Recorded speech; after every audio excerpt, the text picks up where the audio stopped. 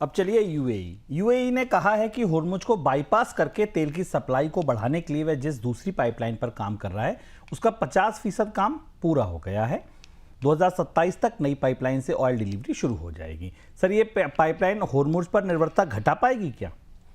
देखिए, एक पाइपलाइन इस तरीके की मौजूद है जो हबशान और फुजेरा की पाइपलाइन है। ये पाइपलाइन यूनाइटेड अरब अमीरात के भीतरी हिस्से में हबशान से चलती है। मैप आपके सामने दिखाई दे रहा है, अबू धाबी से थोड़ा आगे ये हिस्सा है। और ये फुजेरा में जो ओमान के गल्फ ऑफ ओमान में जो फुजेरा टर्मिनल है वहां तक जाती है। तो ये एक पाइपलाइन पहले से काम कर रही है। जो दूसरी पाइपलाइन बनाने की तैयारी है वो इसके पैरेलल है, लगभग इसी तरीके की पाइपलाइन है। वो भी यहीं हबशान के इलाके से चलेगी और फुजेरा में जाएगी। तो ये जो दूसरी वाली पाइपलाइन है इसके बारे में यूएई ने कहा है कि इसकी का 50% काम पूरा हो चुका है। जैसा आप अपने सामने देख रहे हैं कि ये पर्शियन गल्फ को होर्मुज को बाईपास करते हुए सीधे लेकर जाती है। अब यहाँ यूएई की रणनीति समझने की कोशिश करिए जो बेहद दिलचस्प है। पहले हम इस पाइपलाइन के बारे में बता दें। जो कैपेसिटी है, जो फुजेरा की अभी की पाइपलाइन आपको दिख रही है हबशान से फुजेरा वाली, इसकी कैपेसिटी करीब 1.5 से 1.8 मिलियन बैरल पर डे की है। जब ये दूसरी वाली पाइपलाइन इसके पैरेलल जो बन रही है इस पाइपलाइन के आने के बाद ये कैपेसिटी करीब डबल हो जाएगी, 3 से 3.6 मिलियन बैरल पर डे हो जाएगी। अब आप ध्यान दीजिए कि ओपेक से यूएई क्यों बाहर निकला है। ओपेक से बाहर निकलने के बाद यूएई को अतिरिक्त तेल पंप करने की सुविधा मिल गई है जो कि कोटे के कारण नहीं थी।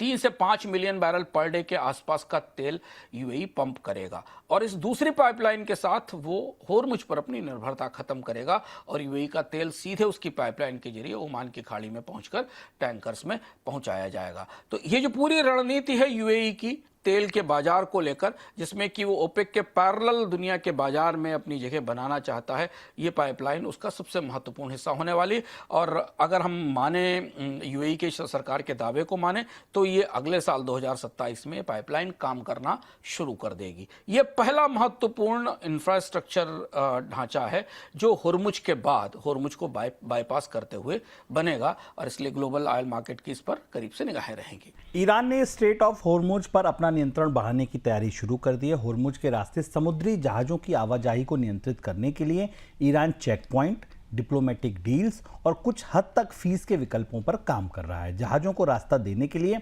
मल्टी टायर्ड सिस्टम तैयार किए जाने की योजना है। इस बीच अमेरिका और ईरान के बीच पीस डील को लेकर अमेरिकी राष्ट्रपति ट्रंप का भी बयान आया है।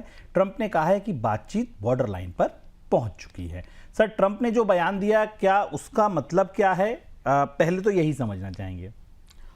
डोनाल्ड ट्रंप का यह बयान थोड़ा अर्थपूर्ण है। तमाम इस तरीके के दावे कि हम हमला करेंगे और उसके बाद हमको खाड़ी के देशों ने रोक लिया। डोनाल्ड ट्रंप ने यह कहा है कि ईरान भी एक संधि करना चाहता है। हमने कल आपको बताया था कि ईरान का एक रिवाइज्ड पीस प्लान पहुंच चुका है और नेगोशिएशंस काफी करीब हैं। डोनाल्ड ट्रंप की तरफ से इशारा किया गया है।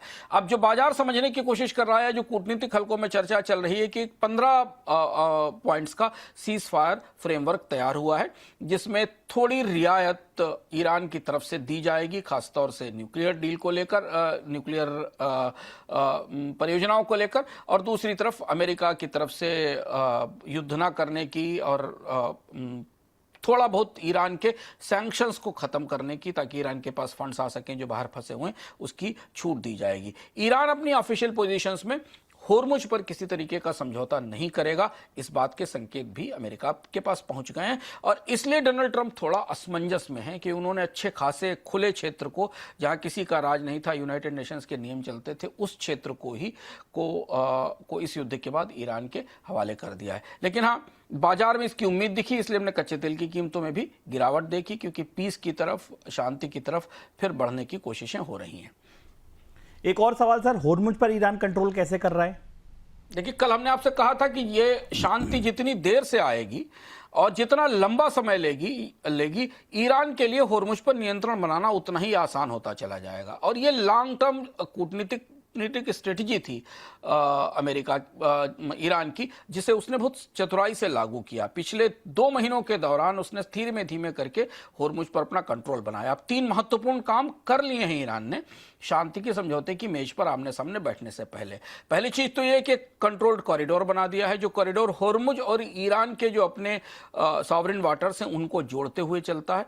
उस रास्ते से जहाज जा रहे हैं, दुनिया के देश उसी से निकाल रहे हैं जहाज, और उनके लिए IRGC पैसा ले रहा है। तो इस रास्ते से निकलने वाले जो भी जहाज हैं उनको ईरान की अथॉरिटीज के साथ कोऑर्डिनेट करना होगा। यानी एक चैनल उसने पूरी तरह होर्मुज का अपने सीधे नियंत्रण में ले लिया, और वो चूंकि ईरान के सॉवरेन वाटर्स में है इसलिए आसानी से अंतर्राष्ट्रीय स्तर पर उसे रोका नहीं जा सकता। इसके अलावा एक टोल बूथ सिस्टम बना दिया है, जहां कुछ जहाजों से फीस लेनी शुरू कर दी है। रिसोर्स का, रेवेन्यू का एक चैनल भी खुल गया जो होर्मुज में पहले नहीं था।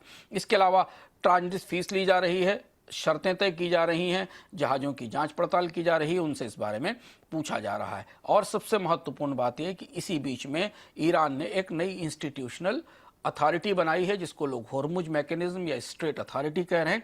ये अथॉरिटी होर्मुज को मैनेज करेगी और वहां से फीस लेने की कोशिश करेगी। तो जब तक शांति वार्ताओं के मेज पर ईरान और अमेरिका आमने सामने बैठेंगे, तब तक जिस इंफ्रास्ट्रक्चर की, जिस व्यवस्था की, जिस कानून की, जिस रेगुलेशन की जरूरत है होर्मुज को कंट्रोल करने में, वो ईरान अपने नियंत्रण में ले चुका होगा। और जो हम आपसे बार बार कह रहे हैं बोनस पॉइंट में कि होर्मुज छोड़ने को ईरान तैयार नहीं होगा, उसे ईरान होर्मुज छोड़ने पर सहमत कराना मुश्किल होगा, उसकी तस्वीर अब ढांचागत रूप से स्ट्रक्चरली सामने आती दिखाई देने लगी है।